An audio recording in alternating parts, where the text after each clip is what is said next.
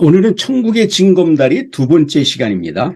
마태복음 5장 4절 애통하는 자는 복이 있나니 저희가 위로를 받을 것이요. 자, 우리 팔복의 두 번째 징검다리인 애통에 대하여 우리가 이 시간 알아보도록 하겠습니다. 자, 그렇다면 이 애통이란 뭘까요? 애통이라는 말은 헬라어로 펜데오라는 말인데요. 이것은 뭐냐면 몹시 괴로워서 울부짖다라는 뜻이 있습니다. 그러면 무엇이 괴로워서 이렇게 울부짖어야 할까요? 뭐가 괴로워서 울부짖어야 돼? 그것은 있어야 할 것이 없을 때 우리는 울부짖어야 합니다. 애통해하면서 우리는 울부짖어야 된다. 야곱은 사랑하는 아들 요셉의 피 묻은 그 옷을 보고 너무 괴로워서 자신의 옷을 찢고 그 다음에 이렇게 울부짖습니다. 내가 웅비에 내려가 내 아들에게로 가리라. 얼마나 요셉이 없는 것이 괴로우면, 그가 죽었다는 사실에 얼마나 괴로웠으면 내가 지옥에 내려가서 내 아들에게로 가리라 했을까요? 이 얘기는 그 아들과 함께 죽고 싶다고 하는 그 심정을 그대로 얘기해 주고 있는 거죠. 야곱에게 있어서 요셉은 눈에 넣어도 아프지 않는 가장 소중한 존재였습니다. 야곱이 있음으로 인해서 그는 노후에 기쁨을 찾았고, 요셉이 그 옆에 있음으로 인해서 이 야곱은 굉장히 행복했습니다. 즐거웠습니다. 삶의 맛을 느낄 수 있었던 거예요. 근데 그 사랑하는 요셉이 죽고 없는 겁니다. 때문에 그는 애통해하면서 울부짖습니다. 우리 하나님은 언제나 내가 당신 곁에 있어 주기를 원합니다. 그런데 주님 곁에 있는 것을 우리는 달가워하지 않았습니다. 그래서 우리는 하나님과 말씀과 예수님과 적당히 거리를 두려고 합니다. 왜냐하면 하나님이 내 곁에 있고 예수님이 내 곁에 있고 말씀이 내 곁에 있으면 그 말씀대로 살아가기가 너무 힘들거든요. 버겁거든요. 그러니까 우리는 하나님이 나에 대한 간섭을 좀 적당히 해주시기를 원하는 거예요. 그래서 우리는 하나님을 믿지만, 하나님을 신뢰하지만 우리는 하나님과 좀 더 멀어지려고 하는 그런 심리가 우리한테 그 죄성이라는 게 있다. 그래서 우리는 대충 살짝 하나님을 믿으려고 하는 그런 성향이 우리에게는 있다는 거예요. 그래서 이것이 펜데오의 애통입니다.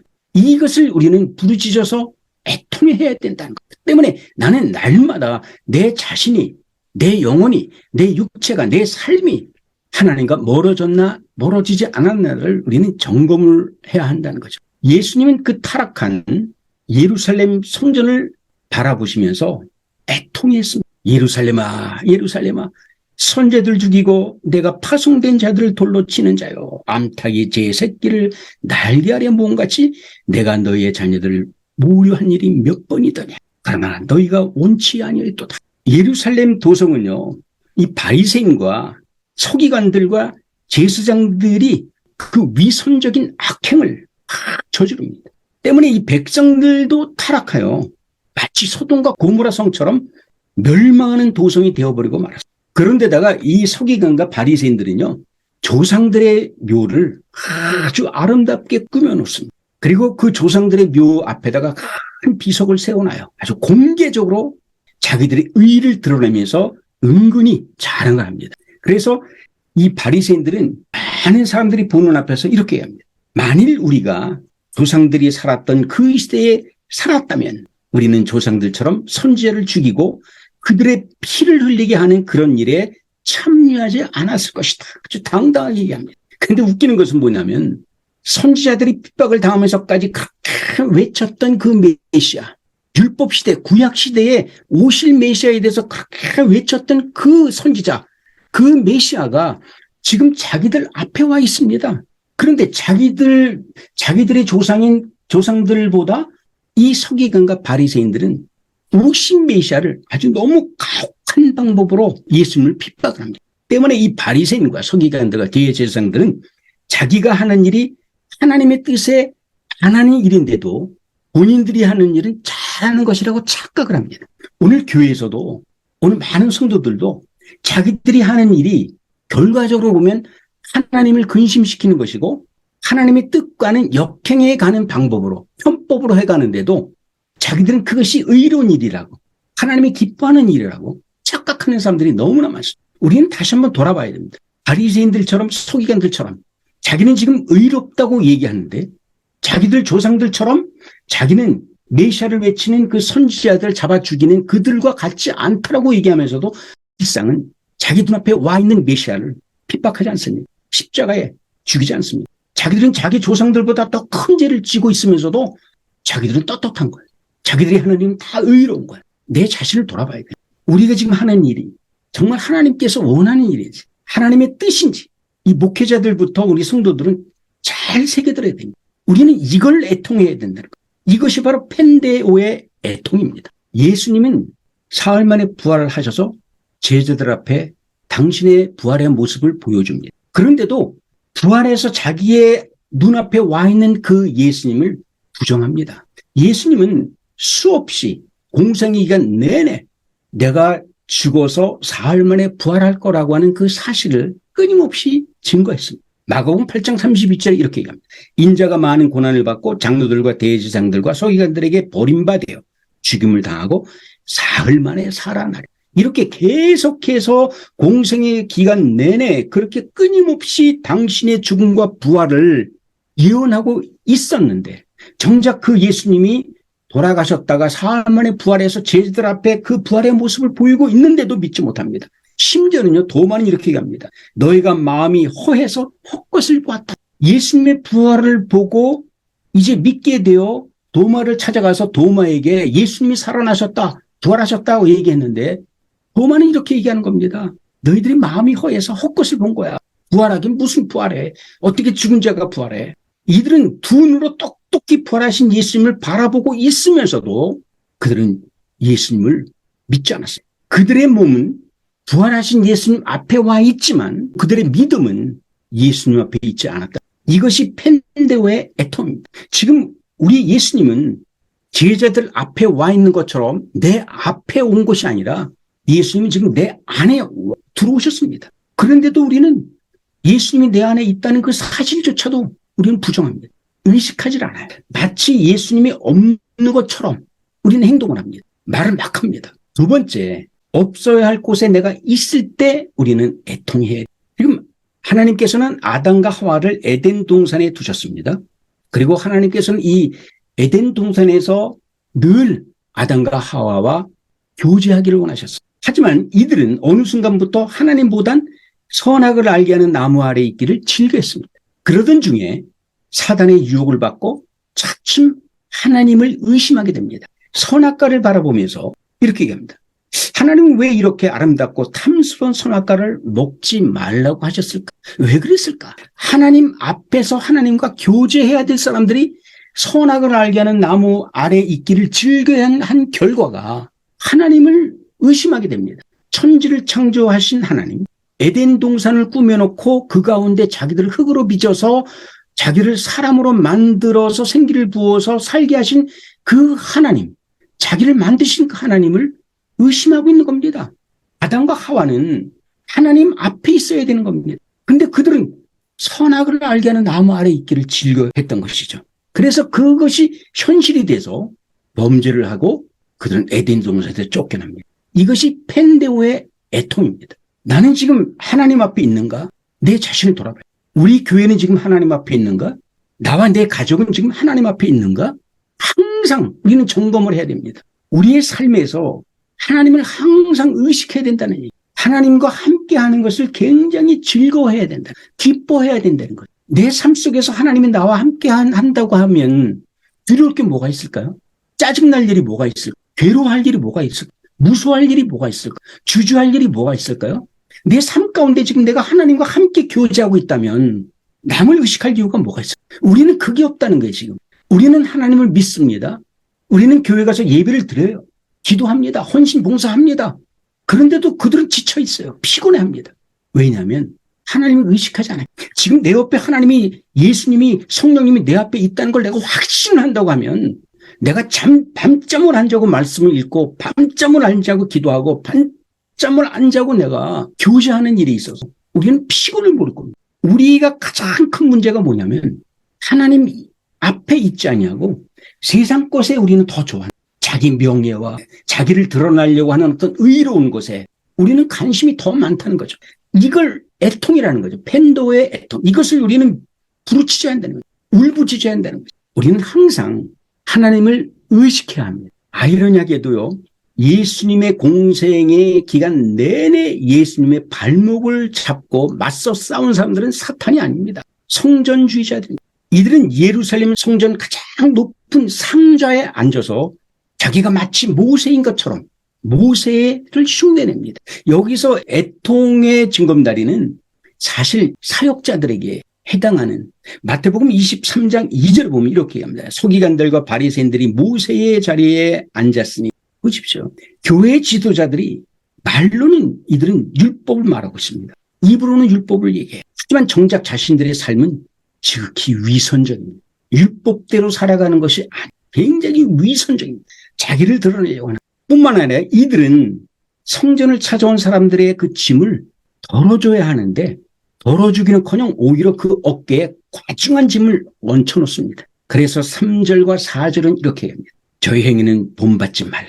저희 행위는 본받지 말라. 이들은 무거운 짐을 묶어서 성도들의 어깨에 지우고는 자기는 한 손가락도 움직이려 하지, 이렇게 얘기합니다. 교회를 찾아오는 사람들이 누굽니까? 대부분 다 삶에 지친 영혼들입니다. 이들이 교회를 찾아오는 겁니다. 참 평안을 얻기 위해서, 안식을 찾기 위해서. 그런데 이 성전주의자들은요, 오히려 성전문을 막고서 방해를 합니다. 13절은, 마태복음 23장 13절은 이렇게 합니다.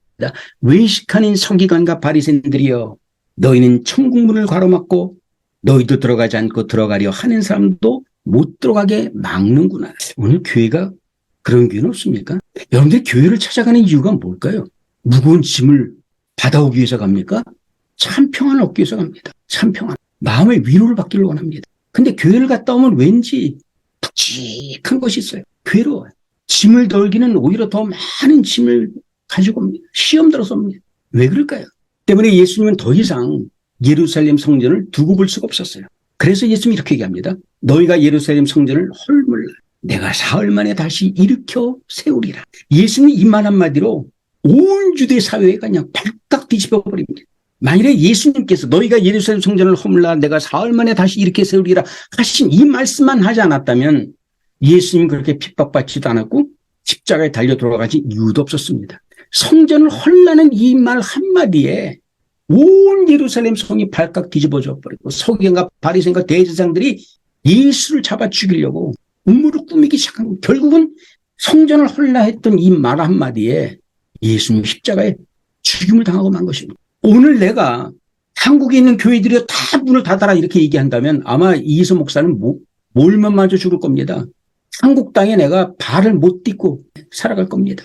그런데 예수님이 지금 이 시대에 예루살렘 성전주의자들 그리고 예루살렘 성전이 마치 하나님인 것처럼 착각하는 그 사람들에게 예루살렘 성전을 헐라고 얘기한 겁니다. 엄청난 얘기였죠. 우리가 애통해야 될 일이 이겁니다. 오늘 우리 교회가 제대로 가고 있는가? 교회 안에 있는 지도자들과 성도들이 제대로 말씀대로 하고 있는가? 우리는 돌아봐야 합니다. 이들이 지금 모세의 자리에 앉아 있습니다. 여러분들 모세의 자리가 어떤 자리인지 아십니까? 모세의 자리는요. 신앙적, 양심적, 도덕적 책임이 막중한 자리입니다. 모세는 사랑하는 자기 백성들이 죄를 짓습니다. 중한 죄를 져요. 근데 이 모세는 그 백성들이 진 그 죄를 자기의 잘못으로 생각합니다. 자기가 잘못 가르쳤고 자기가 잘못 지도했기 때문에 이 백성들이 이렇게 용서받을 수 없는 죄를 졌다라고 생각했어요. 신앙적, 양심적, 도덕적 책임이 있었다는 얘기죠. 그러면서 그는 출애굽기 32장 32절에 이렇게 얘기합니다. 주여 저들이 죄를 사하여 주옵소서. 그렇지 아니하시려거든 나를 주의 생명책에서 지워주십시오. 이 백성들의 죄 증거는 마땅히 죽어 당연히 죽어야 하는 것이지만 그러나 한 번만 더 용서해달라는 겁니다. 만약에 하나님께서 우리 백성들에게 죄를 용서하지 못하시겠다면 차라리 나를 생명력에서 지워 주십시오. 이거는 나를 죽여달라는 겁니다. 이게 목회자들의 심정이 이렇게 이뤄야 되는 거죠. 이게 목회자입니다. 모세의 자리에 앉았다고 하는 것은 이렇게 자기 생명을 자기 목숨을 내놓는 겁니다. 내가 지옥에 가더라도 내 성도들은 천국에 가게끔 만들어줘야 될 책임이 나한테 있다는 얘기입니다. 이게 모세의 자리예요. 모세의 자리는 아무나 앉는 게 아닙니다. 그래서 신앙적, 양심적, 도덕적 책임이 막중한 자리가 이 모세의 자리입니다. 그런데 우리는 그 모세의 자리를 너무 쉽게 생각합니다. 그러니까 성도들이 교회를 우습게 알게 되고요. 하나님 말씀을 우습게 하는 겁니다. 우리가 애통해야 될 일이 바로 이겁니다. 이걸 애통해야 된다는 거죠. 이런 목회자들이 있냐는 거죠. 만일에 이런 목회자들이 있다면 한국교회는 이렇게 세상에서 손가락질을 받고 있지는 않겠죠. 지금 엄청나게 부흥이 돼 있었겠죠. 한국 땅에 지금 복음화가 한 7, 80%는 이루어졌겠죠. 이 모든 책임을 모세는 백성에게 돌리지 않았어요. 모든 책임은 자기에게 있다고 얘기한 겁니다. 모세의 자리에 앉는다고 하는 것이 이렇게 막중하고 힘든 겁니다. 그럼 우리 하나님은 어디에 계실까요? 여러분들 세계를 공포에 떨게 했던 코로나19가 서서히 사라져가고 있습니다. 이제 나도 이제 거리에는 마스크 벗고 다닙니다. 샵에 들어가도 마트에 들어가도 나는 마스크를 벗고 얼마나 행복한지 모릅니다. 그런데 코로나 초기에는 각 나라의 국경이 폐쇄되었어요. 저도 그래서 필리핀에서 코로나 때문에 어쩔 수 없이 한국으로 나온 거 아닙니까? 그래서 여행이 금지됐습니다. 쇼핑몰과 식당들은 사람들의 발길이 끊겼죠. 모든 사적인 모임은 다 비대면으로 돌아섰습니다. 학교는 물론 종교 시도도 폐쇄되었습니다. 아마 21세기 들어 한 번도 경험하지 못했던 일들이 한꺼번에 이 코로나 때문에 이루어졌습니다. 때문에 주일 성수를 지키지 못하고 예배를 드리지 못하게 된 교회와 성도들은 혼란에 빠지기 시작했습니다. 그래서 어떤 교회들은 정부가 종교를 탄압하니 순교 정신으로 정부와 맞서 싸워서 주일 성수를 지켜야 된다. 반드시 우리가 지켜야 된다. 강력하게 주장해서 법적 제재에도 교회 문을 열고 예배드린 교회들이 많았습니다. 또 어떤 교회들은 지금은 긴급한 상황이니까 교회가 솔선수범해서 법을 지키고 예배를 비대면으로 전환해야 된다라고 해서 온라인 예배를 드리거나 비대면 예배로 돌아왔습니다. 그런데 지금은 거리두기가 풀렸죠. 예배가 정상화됐습니다. 근데 그 후유증은 아직도 많이 남아있어요. 교회마다 빈자리가 텅텅 보입니다. 그리고 코로나19가 한창일 때 교회가 폐쇄되었을 때 예배가 폐지되었을 때 끝까지 사수한 사람들은 우리는 그래도 끝까지 성수지를 지켰다라고 자부심을 갖고 의시됩니다. 아무리 국가에서 법으로 막아도 주일 성수는 반드시 지켜야 된다는 쪽과 아니다. 그래도 우리는 법을 지켜야 된다라고 했던 두 부류의 집단들이 논쟁을 벌입니다. 여러분들의 생각은 어느 쪽이라고 생각합니까? 코로나19가 한창일 때 우리는 법을 어겨서라도 정부가 탄압하는 거니까 종교 탄압하는 거니까 문을 열고 예배를 드리는 것이 맞다고 생각하십니까? 아니면 그래도 법을 지켜야 되니까 우리가 교회 문을 닫고 우리가 비대면 예배로 돌아서야 된다. 둘 중에 어느 쪽이 여러분들이 맞다고 생각하십니까? 솔로몬은 7년 6개월 동안 성전을 건축하고 헌당을 할 때 이렇게 기도합니다. 열왕기상 8장 27절에 하나님이 참으로 땅에 거하시리까? 하늘과 하늘에 하늘이라도 주를 용납하지 못하겠거든 하물며 내가 건축한 이전이오리까? 아니 성전 건축을 7년 6개월 동안 해놓고 이제 봉헌식을 하는데 느닷없이 얘기를 하는 겁니다. 지금 하나님이 참으로 이 땅에 거하겠느냐는 겁니다. 하늘과 하늘이라도 주를 용납하지 못하겠거든 하물며 내가 지금 이 건축한 이전에 하나님이 있겠냐 이렇게 얘기하는 겁니다. 이게 웬일일까요? 이걸 어떻게 우리는 이해해야 될까요? 솔로몬은요 7년 6개월 동안 성전을 건축한 이후에 성전 문 앞에 두 개의 기둥을 탁 세워놨습니다. 오른쪽에는 야긴이라는 기둥을 세웠고 왼쪽에는 보아스라고 하는 기둥을 세웠습니다. 이 야긴이라는 말의 뜻은 뭐냐면 하나님이 세우신다라는 뜻입니다. 보아스는요 오직 하나님에게 능력이 있다라는 뜻입니다. 솔로몬이 이렇게 기둥을 세운 이유는 성전문을 드나드는 사람들이 성전을 하나님으로 생각할까 봐 이렇게 하는 겁니다. 자기가 진 성전이지만 이 성전은 하나님이 아니라는 것을 강조하기 위한 것이었습니다. 야긴과 보아스라고 하는 말의 뜻은 뭐냐면 능력은 성전 건물에 있는 것이 아니라 오직 하나님께 있으며 하나님만이 너희를 세울 수 있다는 겁니다. 성전을 들락날락해야만 성전에서 제사를 드리고 번제를 드려야만 너희를 하나님이 세우는 게 아니라는 겁니다. 그래서 이스라엘 백성들이 성전에 들어오고 나갈 때마다 이 야긴과 보아스라고 하는 기둥을 딱 보면서 이것을 잊지 못하게 하기 위해서 아예 딱 막아버린 거예요. 이것이 어느 시대라고? 율법시대예요. 율법시대. 율법시대의 성전도 하나님이 아니라고 그들은 솔로몬이 얘기하고 있는 거예요. 근데 지금 은혜 시대에 우리는 교회를 성전이라고 얘기합니다. 그리고 우리는 성전 건축 헌금이라고 얘기를 합니다. 여러분들 지금 은혜 시대에 성전이라는 게 없어요. 율법시대의 성전이죠. 은혜 시대의 성전이 어디 있습니까? 성전을 건축한 솔로몬도 성전 자체를 신격화시킬까 봐 이렇게 보아스와 야긴이라고 하는 기둥을 딱 성전 문 앞에 세워놨다고 그러지 않습니까? 하나님은요, 직접 사도행전 7장에 이렇게 얘기합니다. 잘 들으십시오. 하늘은 나의 보좌요, 땅은 나의 발등상이라. 그러므로 너희가 나를 위하여 무슨 집을 짓겠으며 나의 안식할 처소가 어디냐. 지금 은혜 시대입니다. 성전 시대가 아닙니다. 은혜 시대입니다. 사도행전 7장 49절은 분명히 하나님은 이렇게 직접 말씀하고 있습니다. 예수는요, 공생의 기간 내내 단 한 번도, 돌아가시기 전까지 한 번도 교회를 가져보지도 않았어요. 성전 건축한 일도 없습니다. 오히려 성전에서 예배를 드릴 때 성전세를 내고 예배를 드린 분입니다. 그뿐입니까? 심지어 제자들과 최후의 만찬을 했던 그 장소도 남의 집을 빌려서 했습니다. 그러면 율법하에서 성전은 어떤 곳일까요? 열왕기상 9장 3절은 분명히 이렇게 얘기합니다. 잘 들으셔야 합니다. 내가 내 앞에서 기도하며 간구함을 내가 들었은즉 내가 너의 건축한 이전을 거룩하게 하여, 이게 중요하죠. 나의 이름을 영영히 그곳에 두며. 뭐라 그랬어요? 당신이 그곳에 있는다고 그러지 않았습니다. 나의 이름, 하나님의 이름을 그곳에 두게 한다 그랬습니다. 그리고 나의 눈과 나의 마음이 항상 거기 있으리라. 이겁니다. 이게 성전입니다. 하나님의 집이 아닙니다. 나는 가끔 그런 소리를 많이 듣어요. 성전이 교회가 하나님의 집이라고. 말도 안 되는 소리죠. 아니라 그랬죠. 사도행전 7장에. 성전 건물은 하나님이 아니라 단지 하나님의 이름과 그의 마음이 그곳에 있어서 언제나 하나님과 교통의 장소로 쓰일 수 있도록 만들어 놓은 것뿐입니다. 그 이상도 그 이하도 아닙니다. 이게 율법 시대의 성전이 이렇다는 겁니다. 그런데 더 놀라운 일이 있어요. 예수님께서 이렇게 말씀하십니다. 너희가 예루살렘 성전을 허물라. 내가 3일 만에 다시 일으켜 세우리. 그러니까 유대인들이 이렇게 얘기합니다. 이 성은 46년 동안 지었건을 내가 3일 동안에 일으키겠느냐? 예수님이 이렇게 말씀하시죠. 예수는 성전된 자기의 육체를 가르쳐 말씀하신 것이다. 굉장히 중요한 얘기입니다.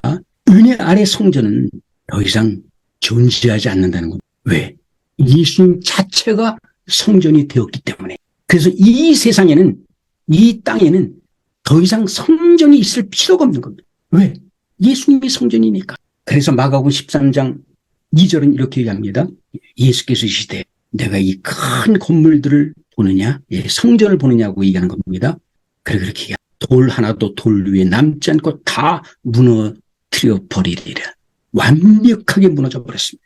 예루살렘 성전과 그 위에 있던 유대인들의 성전은 완벽하게 무너져 버렸습니다. 예수님이 십자가에 달려 돌아가신 그 순간에 완벽하게 사라져 버렸습니다. 그러면 그 성전은 지금 어디 있을까요? 그 성전은 지금 어디 있습니까? 그래서 6장 19절은 이렇게 얘기합니다.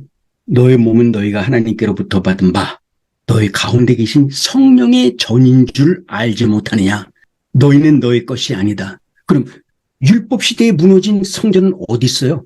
지금 그 성전은 어디 있습니까? 그 성전이 예수님이라고 그랬잖아요. 그럼 예수님이 지금 어디 있습니까? 우리 안에 있다는 거예요. 그래서 너희 몸은 너희가 하나님께로부터 받은 거룩한 성전이라고 얘기하고 있는 거예요. 지금 내가 성전이에요. 지금 여러분들 내가 사도 바울은 지금 네가 성전이라고 얘기하는 거예요. 근데 우리가 성전을 어디서 찾습니까? 지금 예배할 장소를 어디서 찾습니까? 내가 성전입니다. 예배할 장소는 바로 나입니다. 내가 예배할 장소입니다. 왜? 내 안에 성전 대신 예수님이 있기 때문에. 이걸 분명히 알아야 합니다. 우리가 애통해 할 수밖에 없는 이유가 뭔지 아세요? 예수님이 애통해 하라고 하는 이유가 뭔지 아십니까? 내가 지금 너희 안에 있다는 거예요. 성전된 내가 너희 안에 있는데 너희들은 왜 어디서 성전을 찾냐는 거예요. 너희들은 지금 어디서 예배할 장소를 찾고 있냐는 겁니다. 내 삶 자체가 성전이고요. 내 삶 자체가 예배가 돼야 돼요. 주일날 한 번 가서 드리는 그 예배로 만족해서는 안 됩니다, 여러분들. 주일날 드리는 예배는 공적인 예배로 약속되어진 예배예요. 모든 성도들이 함께 모여서, 지체들이 모여서, 지역교회에 모여서 드리는 예배입니다. 그 예배로 만족하면 안 됩니다, 여러분들. 내가 지금 주일에 드리는 그 예배를 드리지 말라는 얘기 아닙니다. 그것만 갖고는 부족하다는 거예요. 우리는 주일날 한 번 가서 예배 드린 그 예배 갖고 예배를 드렸다고 얘기하는데 천만의 만만의 말씀입니다. 큰 착각을 하고 있는 겁니다. 아닙니다. 예배는 날마다 드려야 하는 겁니다. 내가 호흡이 있는 한 내 삶 자체가 예배가 돼야 된다는 겁니다. 내 입술이 찬양을 하고 내 몸이 찬양을 하고 내 영혼이 찬양하고 내 마음이 찬양해야 됩니다. 24시간 하나님이 내 생명 부르는 그 순간까지 내 안에 있는 성전을 우리가 잘 모셔야 되고 그 성전에 계신 예수님, 그 내 안에 있는 그 하나님, 그분을 향해서 내 삶으로 예배를 드려야 된다는 겁니다. 그게 다윗의 춤에 나와 있지 않습니까? 복귀가 예루살렘 성으로 들어오는 것을 보고 다윗 성으로 들어오는 그분을 보고 춤을 추는 그 다윗의 모습이 그 자체가 예배라는 겁니다. 왜 우리는 주일날 교회 가서 드리는 예배를 갖다가 예배라고만 얘기합니까? 그 예배를 갖고 우리는 예배를 드렸고 주일 성수했다고 착각을 하십니까? 아닙니다, 여러분들. 바로 알아야 됩니다. 말씀을 제대로 알아야 된다는 거죠. 애통해야 할 일이 뭔지 아십니까? 내가 헌신 봉사를 못해서 애통해하고 내가 헌금을 좀 적게 들여서 애통해하고 내 사명을 감당하지 못해서 애통해야 될 일이 아닙니다. 진짜 애통해야 될 것은 내가 성전이 되지 못하고 예배의 장소가 되어야 될 내 삶 자체가 예배가 되지 못한 것을 애통해야 하는 것이지. 주일날 한 번 빠졌다고 애통해야 하고 교회에서 맡겨진 사명을 다 감당하지 못했다고 애통해야 하는 것이 아니라는 겁니다. 내 자신을 바라보면서 애통해야 됩니다. 내가 교회가 되지 못했고 내가 예배가 되지 못했던 내 삶을 바라보면서 애통해야 하는 것이 그게 진정한 애통이라 이겁니다. 이것을 우리는 모르고 있었다는 얘기예요. 교회가 성전이라고 착각하는 사람, 교회가 하나님의 몸이라고 착각하고 교회가 하나님의 집이라고 착각하는 사람들, 교회 안에만 들어와야 구원받는다고 생각하는 그 잘못된 믿음, 교회가 구원의 방주라고 생각하는 그런 목회자들과 성도들 무너져야 한다. 무너져야 한다. 돌 위에 돌 하나도 없이 완벽하게 무너져야 된다. 예루살렘 성은 돌 위에 돌 하나도 없게 하리라 하셨던 그 예수님의 유언의 말씀이 왜 은혜 시대에 내가 성전이 되고 내가 예배의 장소가 되었는데도 왜 우리는 그 무너진 돌을 다시 세워서 예루살렘 성을 다시 만들려고 하냐 이겁니다. 왜 그래야 합니까? 나는 필리핀에서 27년을 선교하면서 나는 교회를 한 번도 건축한 적이 없습니다. 어떤 목회자들은 나한테 와서 교회를 져준다고 해도 나는 그 교회를 거부했습니다. 왜냐하면 그 조건이 맞지 않기 꼭 조건을 달더라고요. 나는 머릿돌을 새겨줘야 된다는 간판을 달아서 우리 어떤 교회가 이 성전을 건축했다라고 하는 간판을 달아주더니 꼭 왜 그래야 됩니까? 그래서 나는 아예 교회를 짓지 않았습니다. 농구장에서 골목에서 예배드렸습니다. 왜? 성경대로 가야 되니까. 그리고 내가 필리핀에서 나왔더니 하나님께서는 목회자도 없는데 목자가 떠난 그 교회를 건축하게 하시고 건물로 들어가게 하더라고요. 텐트 치며 예배드렸던 교회가. 이게 하나님이 하시는 일입니다. 성전 건축은 성도들이 하는 게 아닙니다. 성도들의 헌금으로 하는 게 아닙니다. 하나님의 마음과 하나님의 뜻으로 하는 겁니다. 왜 교회를 질 때 왜 빚을 내서 교회를 짓습니까? 왜 사채빚을 써서 교회를 져야 합니까? 잘못되었다. 고쳐야 된다. 이게 팬데웨 애통입니다. 내가 좀 격하게 얘기를 했나요? 아니요. 나는 말씀대로 좀 얘기하고 있습니다. 여러분들 코로나로 교회 문이 닫혔어요. 예배를 드리지도 못했습니다. 그때의 하나님은 어디에 계셨을까요? 한번 여러분들이 한번 답해 보세요. 코로나로 예배를 못 드리고 교회 문이 닫혀서 예배를 드리지 못하고 비대면으로 전환되었을 때 그때 하나님은 어디에 계셨을까요? 교회 안에 있었을까요? 교회 밖에 있었을까요? 어디? 그때 하나님은 어디 있었을까요? 교회 안에도 없었고 교회 밖에도 없었습니다. 그럼 그 하나님은 어디 있을까요? 그 성령, 그 예수님은 어디 있었을까요? 내 안에 있었습니다. 믿으십니까? 하나님은 우리에게 아주 기가 막힌 찬스를 우리에게 주셨습니다. 네가 곧 성전이고 네가 곧 예배의 처소다. 그때 우리는 팬데믹으로 교회 문이 닫혔을 때에 주일 성수를 지키지 못하게 되었을 때 가정에서 교회 처소를 만들었어야 해요. 내 사업장, 내 직장, 내 가정 이것을 우리는 예배의 처소로 만들었어야 해요. 여기를 성전으로 만들었어야 됩니다. 하나님은 그걸 원했던 것입니다. 그걸 놓쳤다. 온라인 예배로 드렸던 결과는 어떻게 돼요? 그들은 온라인 예배의 맛을 들여서 더 이상 교회를 가기를 주저하지 않아요. 유튜브를 통해서 예배를 드리려고 합니다. 왜? 이 유명한 목사님들 아주 대단한 말씀이 막 넘치거든. 그래서 교회의 빈자리는 늘어나기 시작했습니다. 이것이 결론입니다. 그때 내 교회 성도들이 자기가 성전이고 자기가 교회라는 인식만 가졌다면 아마 모든 성도들과 그들의 가정은 엄청난 부흥이 일어났을 겁니다. 놀라운 성령의 역사가 일어났을 거예요. 필리핀 가족교회가 필리핀도 비대면으로 예배를 드립니다. 법적 제재를 가해서 벌금을 부여했고 심지어는 영창에 들어가게 했다. 필리핀 가족교회는 어떻게 예배 드리는지 아십니까? 똑같이 가정에서 예배 드렸어요. 두세 사람이. 그것도 안 되는 사람들은 골목에서 다 같이 모이지 않았습니다. 코로나가 끝난 지금은 어떤 현상이 일어나는지 아십니까? 배로 늘어났습니다.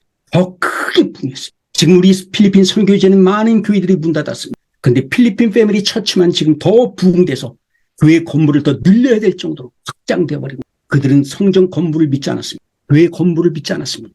자기 자신이 성전이고 자기 자신이 예배에 초소라는 것을 철저하게 믿었기 때문에, 그걸 지켰기 때문에 필리핀 가정교회는 엄청난 부흥이 일어나게. 우리 하나님은 어디에 계셨어요? 교회 아닐까요?